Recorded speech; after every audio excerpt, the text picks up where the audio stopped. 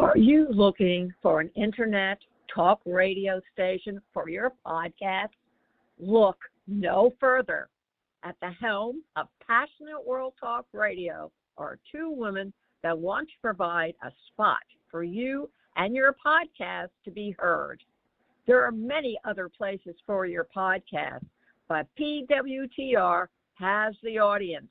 You will not be disappointed. Our station has been on the internet for the past 16 years. Call us for more information.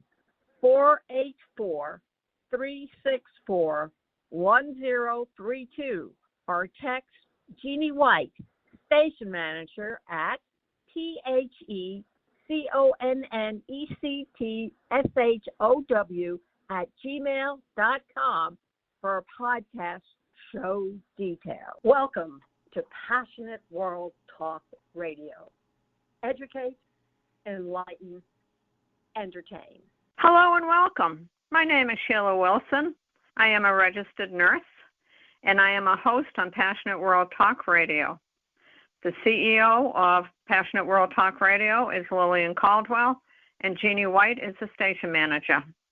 I'm also president of Stop Healthcare Violence. We have a website, stophealthcareviolence.org, and we are on Facebook with the name Stop Healthcare Violence. We also have a Heal the Healer program, and that's for the nurses and healthcare workers, especially after the pandemic. Today, my host is Debra Falzoi. She is a founder of Dignity Together.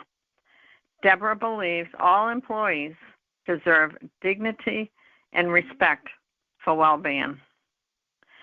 The disclaimer for this is the opinions of our guests may not represent the views of the host of the station. So after all that is said and done, hi, Debra. How are you? Hi, Sheila. Good. How are you? I am fabulous. Thank you.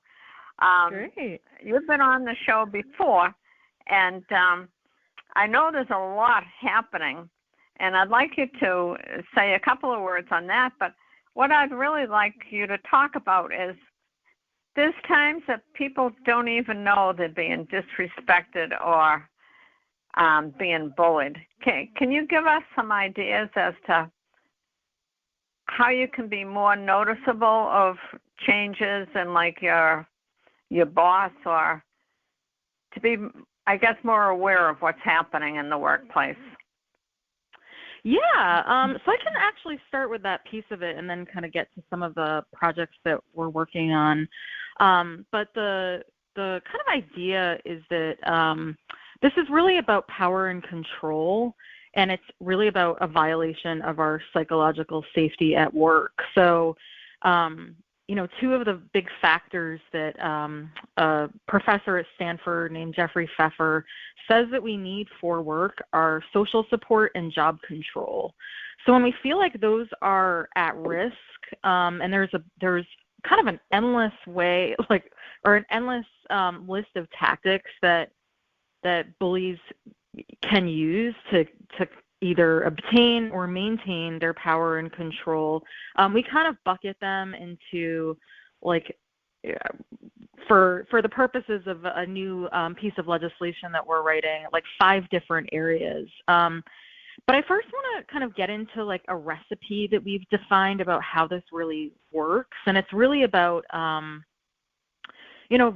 that power and control, like I said, about violating people's right to dignity. There's a ton of mental and physical health problems associated with this, and we actually call this psychological injury because it is something that is, pushed onto somebody else. It is an actual injury. So, anywhere for anything stress related, all the way from anxiety and depression to maybe digestive issues to to burnout and then heart disease, sleep problems, all the way to cancer, post-traumatic stress disorder. That's actually very common with this issue.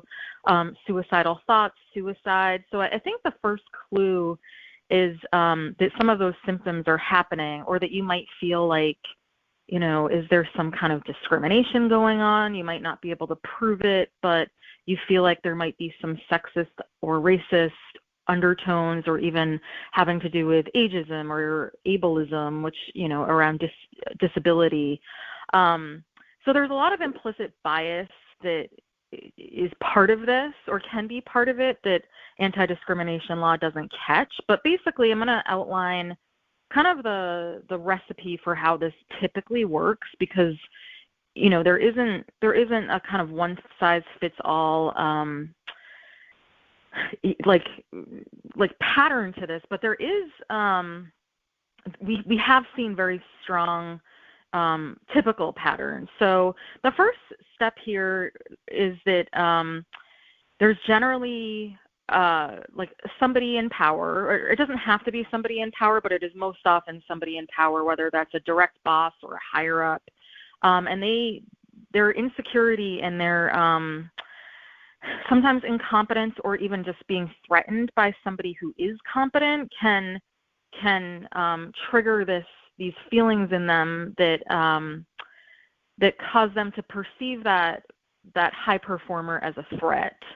And their goal is to either minimize that person or just eliminate them and push them out. And they use a whole host of tactics. I mean, this can be anything, but they typically fall into a couple of buckets of just, I like to just say it's either lies or exclusion, or degrading behaviors that can jeopardize somebody's future career prospects. And then there's a whole bucket of things that are sort of a catch-all of just general humiliating, threatening, demeaning, intimidating behaviors. And then it can escalate into what we call mobbing, where the actual employer joins in on that with like the threat of liability to the company. So I'm going to go through just some tactics that are used in each of those buckets. So around like lies, this can be like defamation, whether that's verbal or in writing, that have this effect of undermining an employee. So it misrepresents, how an employee thinks or what they did. And that can be through a performance review, which is very common, or, the like public shaming of somebody at a meeting, or blowing them off in a complaint, or in an investigatory process, or I should say finding or misrepresenting what they're complaining about, I should say, which ties in with exclusion and ostracism and marginalization. So,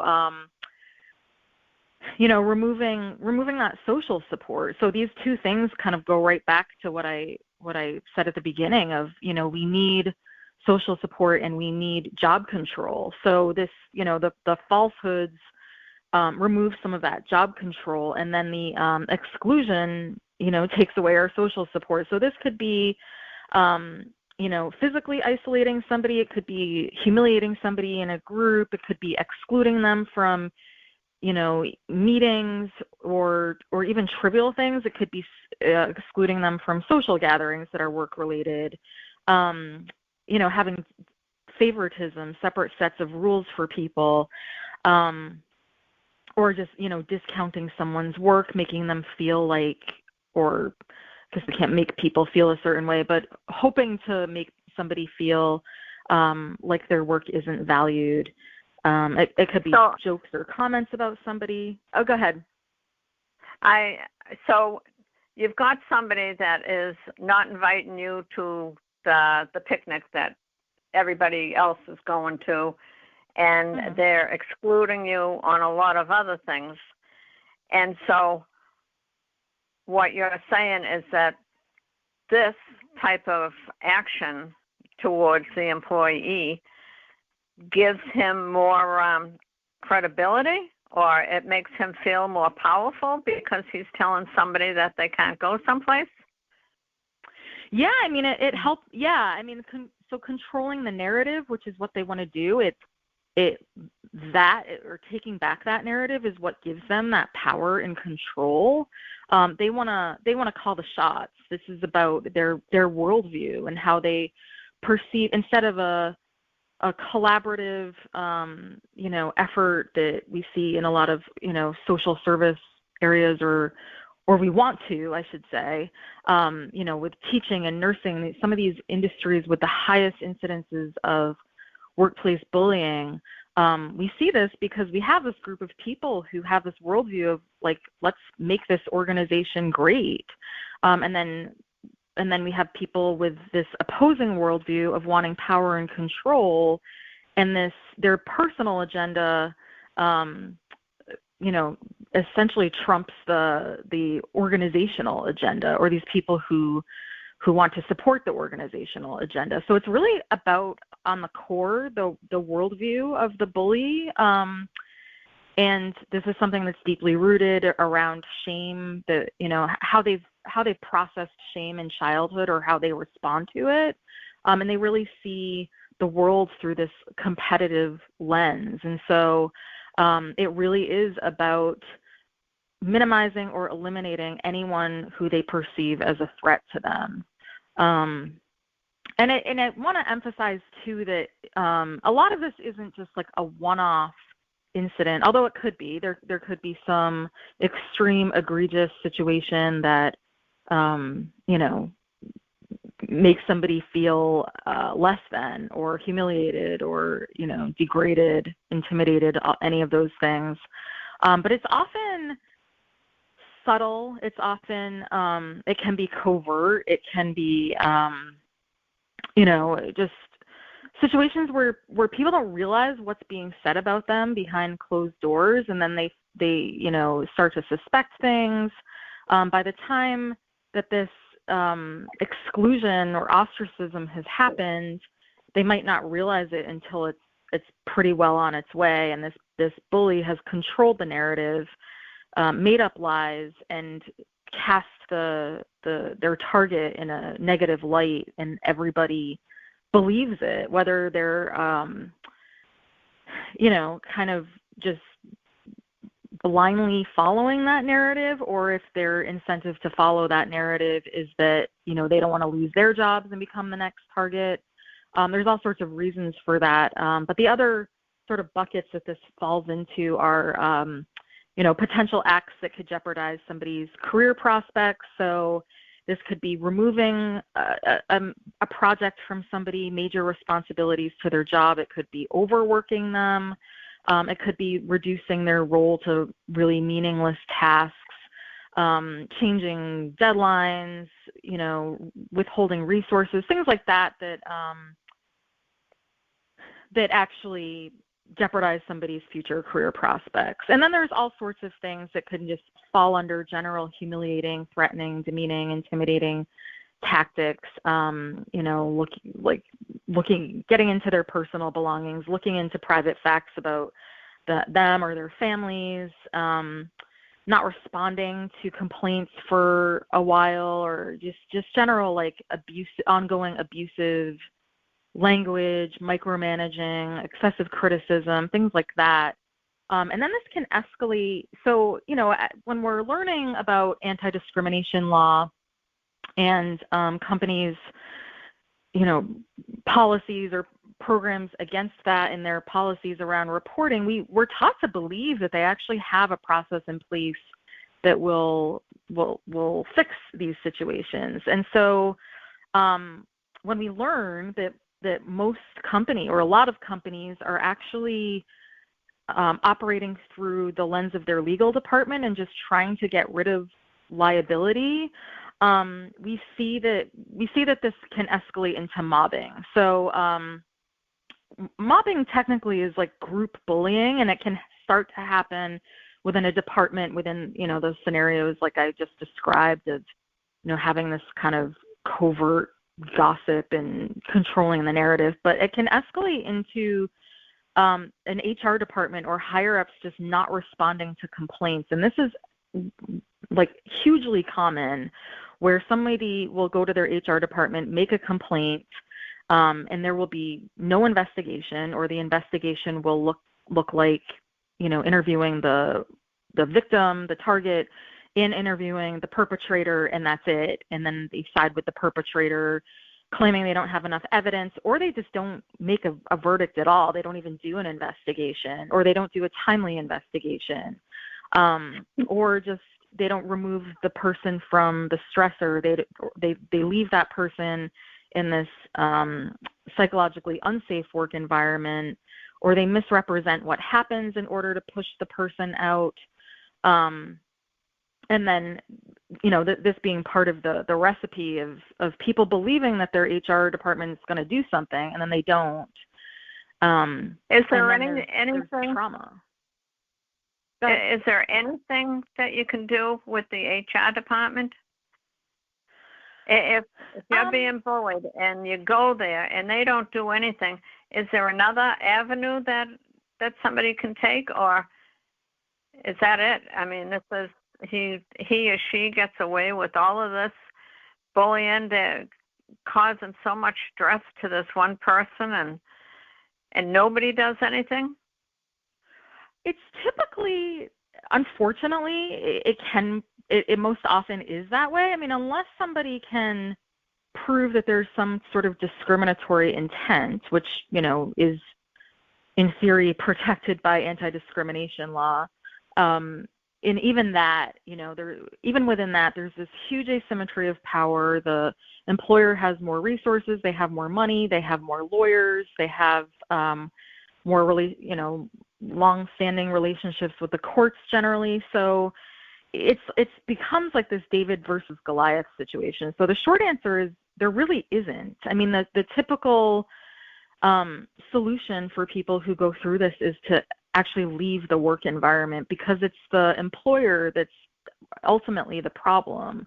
This isn't true of every single employer, but one of my colleagues quoted, over 70% of work environments are deemed toxic work cultures. So I would say that unless somebody sees evidence that HR is responsive and is doing something about it, I'd say that it's most likely that they're not going to do something about it. And without somebody,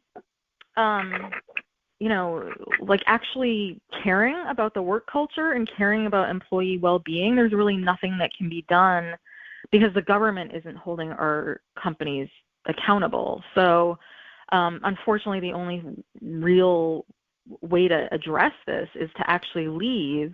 And then, we are trying to, in the advocacy work that I'm doing, we're trying to get more stories to come out and get more collective action, and not through the law, but through the media.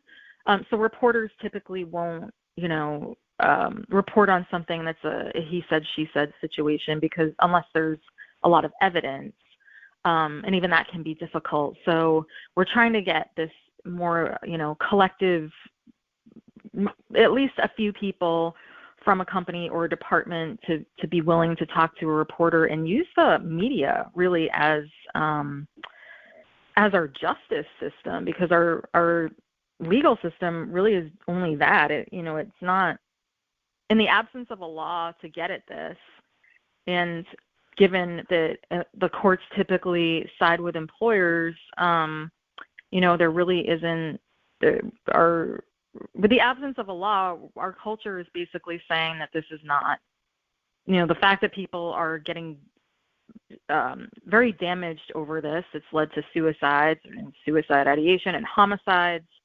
That isn't enough for people or our legislators to say that we need to regulate this. We need to say that this is a problem and it needs to stop, and it needs, we need policy to at least move the needle on preventing it. So yeah, there really isn't a whole lot that people can do.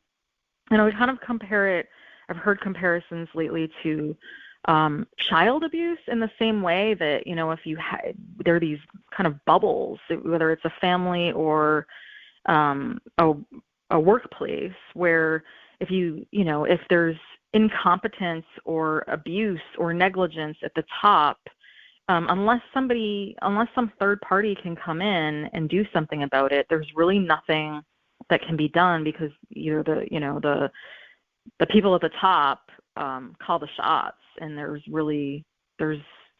that's it. That's kind of where the buck stops. So unfortunately, with the absence of a law, there's not a whole lot that anyone can do except go through the media. Now, when you're talking about the media, are you talking about like Facebook and Instagram, or are you talking newspapers and TVs?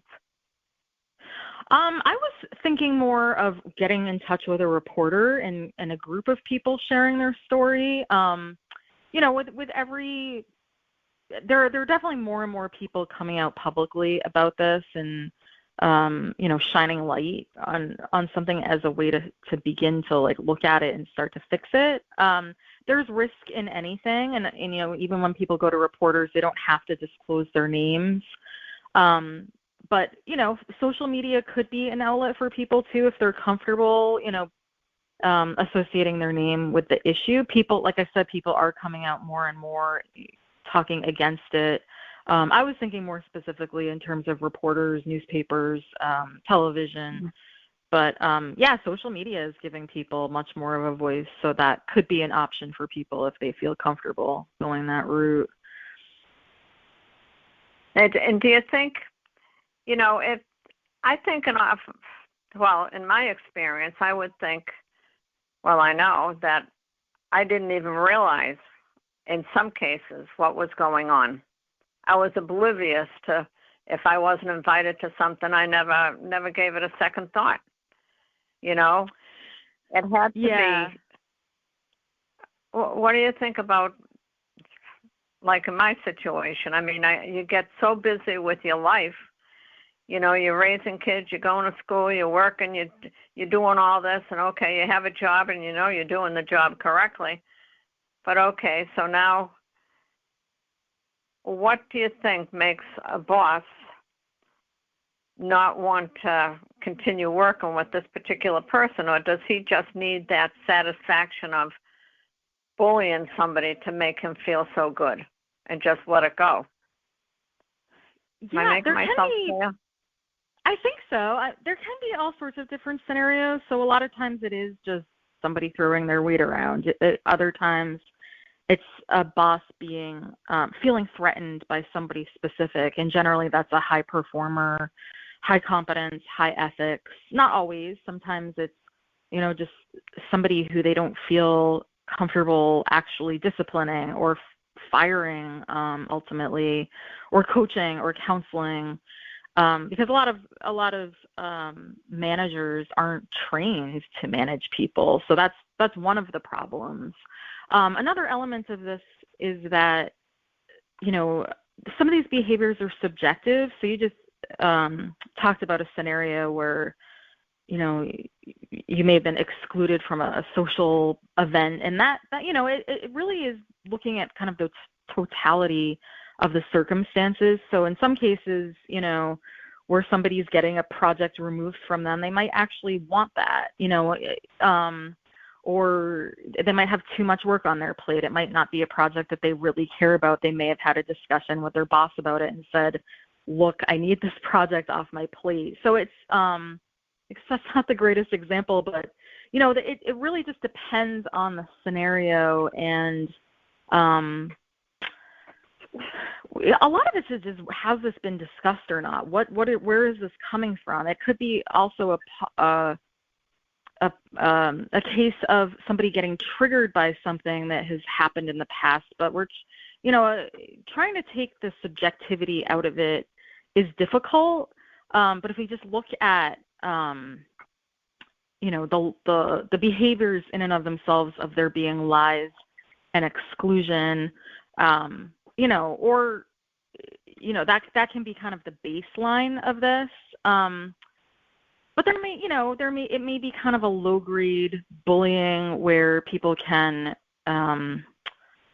they might feel excluded from something, but they might not care about it, or it might not actually be affecting their mental well-being. So it can kind of go either way. I mean, it really ultimately depends on the effect that these behaviors are having rather than the intent of them. I'm not saying intent never matters, but really what matters is that sort of similar to sexual harassment where, some behaviors could be received positively, but if they're not being received positively, then that's where it becomes problematic.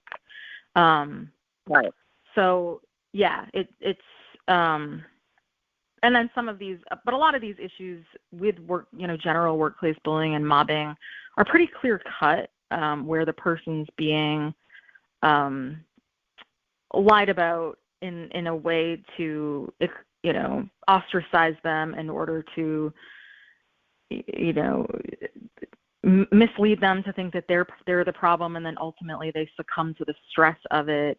And the dragging out, which I actually don't think I talked about, but a part of this is that HR generally wants to drag these cases out. They don't like the lack of addressing them in a timely manner is typically on purpose to kind of break the person down so that they'll leave and they no longer become a threat or of liability. So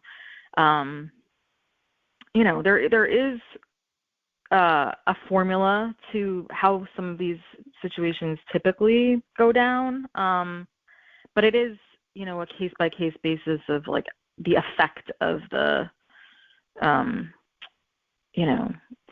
effect of the tactics that are used. I mean, some people could have learned to detach from them more or recognize them earlier, or, have speak up about them earlier so that they're notifying the bully that they're not going to be an easy target. There's all sorts of aspects to this, not to call targets weak at all. But there's so many dynamics at play here, but it really just comes down to what is the effect of these toxic behaviors on a person. And when it comes to the actual law that we're fighting for, it will come down to how does a reasonable person perceive this situation in the totality of the circumstances. Do you want to talk a little bit about the new law, what you're working on? Sure, yeah. So I, with a couple of other colleagues, are working on what we're calling the Workplace Psychological Safety Act, and this is to strengthen, there are other laws out there, but this is taking like a deep dive into what international law covers, all the way from, just some more loose accountability all the way to like criminalizing this behavior and finding the individual who's found guilty in these situations. France actually has very strong laws around workplace bullying and mobbing and criminalizes the behavior. So we're trying to come up with something really strong in terms of also leaning on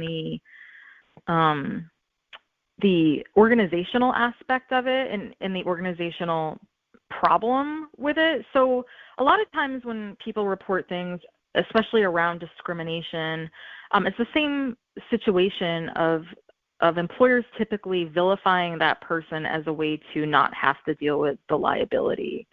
And we want to kind of catch that early on. So we want, in addition to having accountability for the employer, in individual cases, we want there to be some reporting of information that will help people decide if this is a place they want to work at. So things like attrition rates, which can involve turnover rates, which aren't always associated with a toxic work culture, but often are.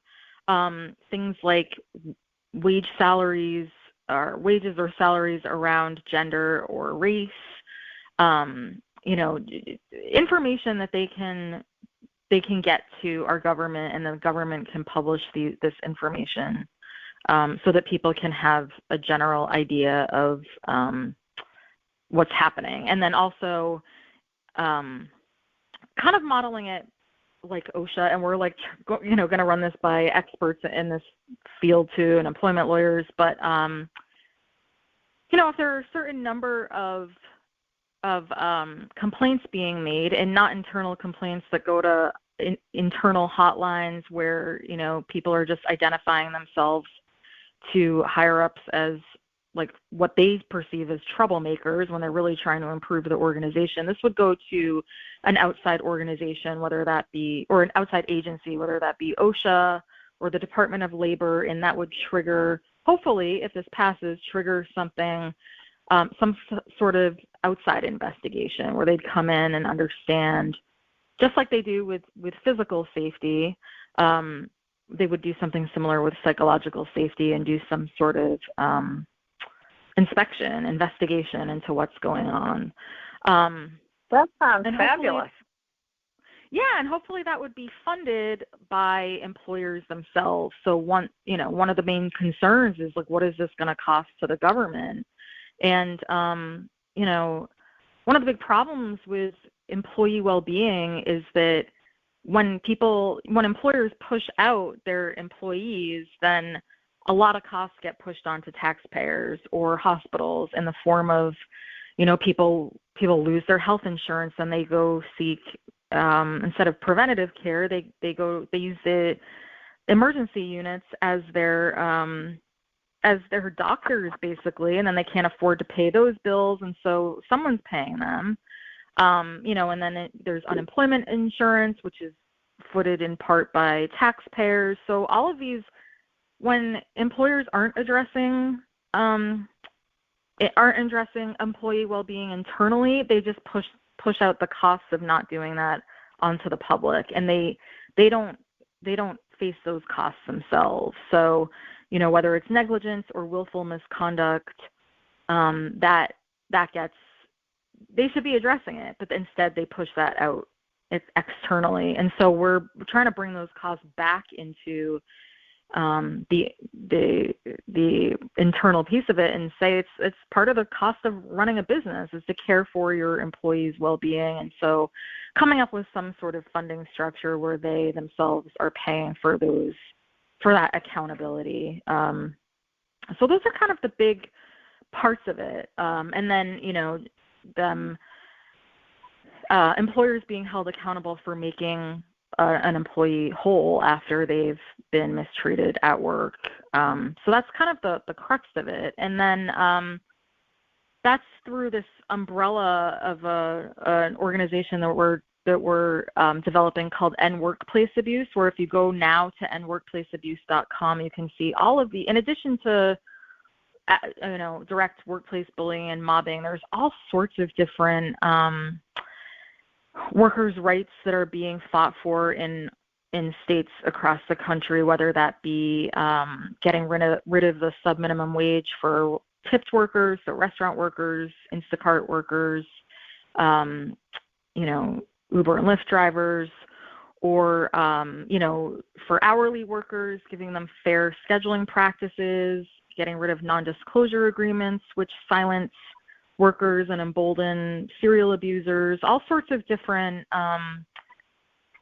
things that people are fighting for across the country. I could keep going here, pay equity, wage transparency, all sorts of things where people can go in and actually take direct action. So they can either take it around an issue that they care about, or they can just click on their state on a map and see, like, here are all the active bills in my state. I can just, take this very simple action, put in their address and, zip code, and it will automatically populate with their state rep or assembly person, depending on what state they're in, and state senator, and they're able to send off a template email or something they can modify directly to their state legislators asking for change. So we're really excited about that. That's pretty brand new. It's less than a month old of wow. Really trying to tap into like the collective power that we can have.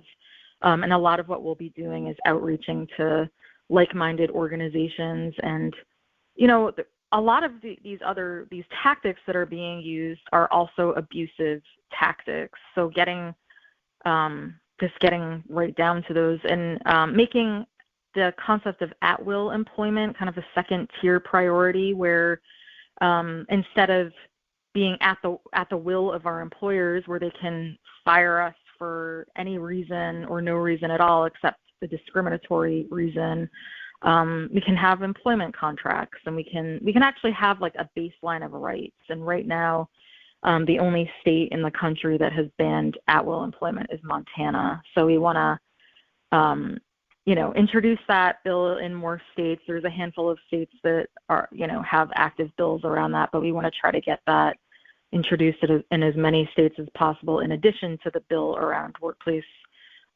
bullying and mobbing, and try to make a national movement around this issue. So that's our goal. That sounds fabulous.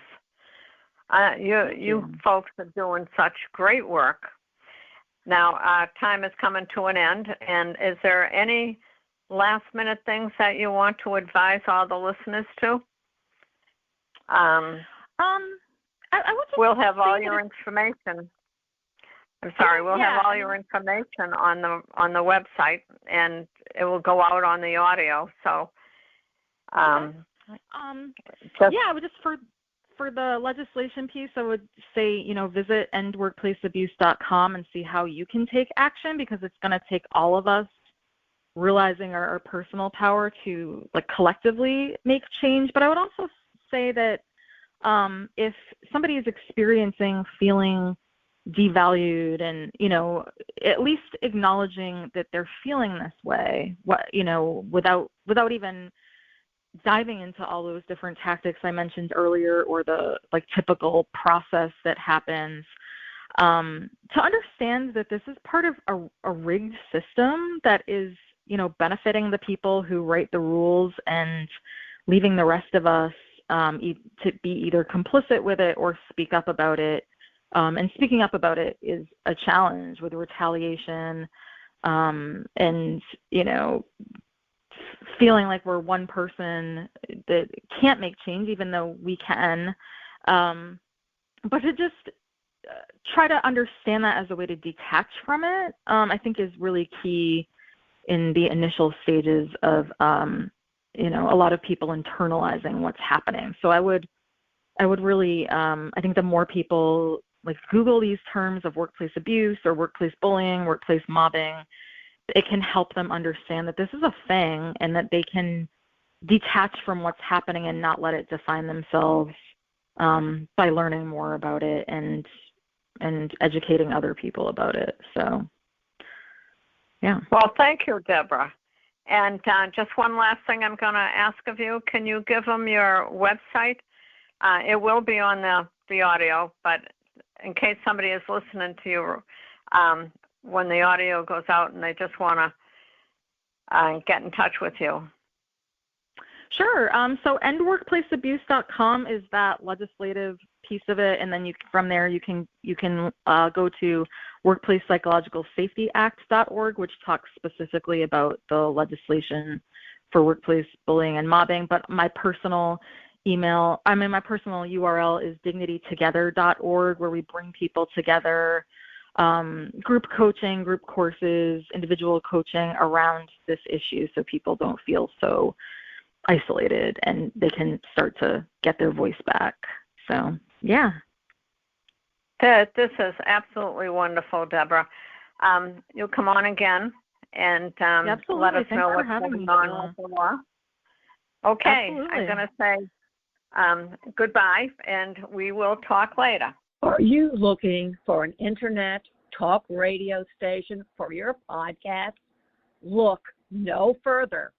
At the helm of Passionate World Talk Radio are two women that want to provide a spot for you and your podcast to be heard. There are many other places for your podcast, but PWTR has the audience. You will not be disappointed. Our station has been on the internet for the past 16 years. Call us for more information. 484-364-1032, or text Jeannie White, station manager, at THECONNECTSHOW@gmail.com for podcast show details. Thank you for listening to Passionate World Talk Radio. You can listen to this program all over again by going over to https://passionateworldtalkradio.com. You can also hear it on Spotify, Spreaker, Amazon Alexa, AMFM247.com every Tuesday evening between 8 and 9 p.m. YouTube, Facebook, Facebook Live, LinkedIn, and all the other podcast directories one can find on the Internet.